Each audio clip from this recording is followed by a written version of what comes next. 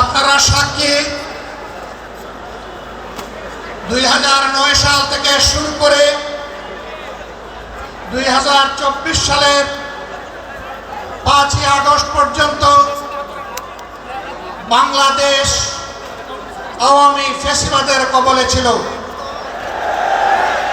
ফ্যাসিবাদ প্রতিপক্ষ সংগঠন হিসাবে তার প্রথম হিংস্র থাবাটি বিস্তার করেছিল বাংলাদেশ জামাতে ইসলামের উপর। সকল শীর্ষ নেতৃবৃন্দকে এক এক করে তারা বন্দী করেছিল। প্রথম দফা বন্দী হওয়ার পর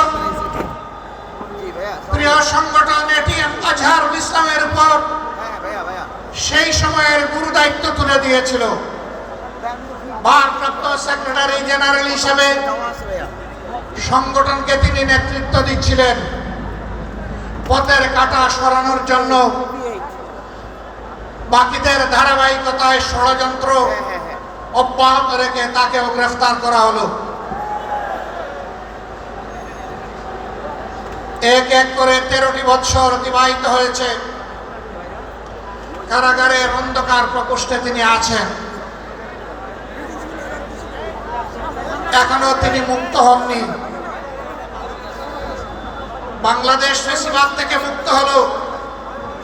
আমাদের প্রশ্ন, ফ্যাসিবাদের সবচেয়ে কঠিন সাক্ষী আজহারুল ইসলাম সাহেব মুক্ত হলেন না কেন?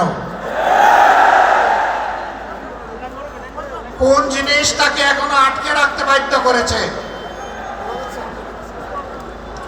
কেন এই বৈষম্য? আমরা তো নিজের থেকে অন্যান্য নেতৃবৃন্দের মুক্তির দাবি জানিয়েছিলাম। এই উদারতা আমরা দেখিয়েছিলাম, উদারতা আমরা দেখিয়েও যাব। কিন্তু আজহারুল ইসলাম সাহেব কবে মুক্তি হবেন সুস্পষ্টভাবে জানতে চাই সরকারের কাছে। আমরা তো চাইনি, কল্পনাও করিনি এইভাবে আমাদেরকে রাস্তায় নামতে হবে প্রিয় আজহার ভাইয়ের মুক্তির দাবিতে। আমরা বাধ্য হয়েছি। আমরা স্পষ্ট বার্তা দিতে চাই, তার মুক্তি না হওয়া পর্যন্ত এই সমাবেশ প্রথম নয়, শেষও নয়। সমাবেশ, বিক্ষোভ, আন্দোলন অব্যাহত থাকবে। আমরা আশা করব সরকার শুভবুদ্ধির পরিচয় দেবেন। এক এক করে বাকি মজলুমদেরকে যেভাবে মুক্তি দিয়েছেন, সর্বশেষ মজলুমটাকেও দেশবাসীর বুকে মুক্তি দিয়ে ফিরিয়ে দিন। তার জীবনের যে 13টি বছর হারিয়ে গেল, এগুলা কেউ ফিরিয়ে দিতে পারবেন না। আর 13টি মিনিট তিনি জেলের ভিতরে থাকুন, আমরা তা চাই না। আমরা ভদ্র, কিন্তু আমরা বোকা নই। আমাদের ভদ্রতার এই উপহারকে কেউ যেন দুর্বলতা মনে না করেন। ভদ্ররা যখন শক্ত হয়, তখন কি পরিমাণ শক্ত হতে পারে 15.5 বছর তা বাংলাদেশ দেখেছে।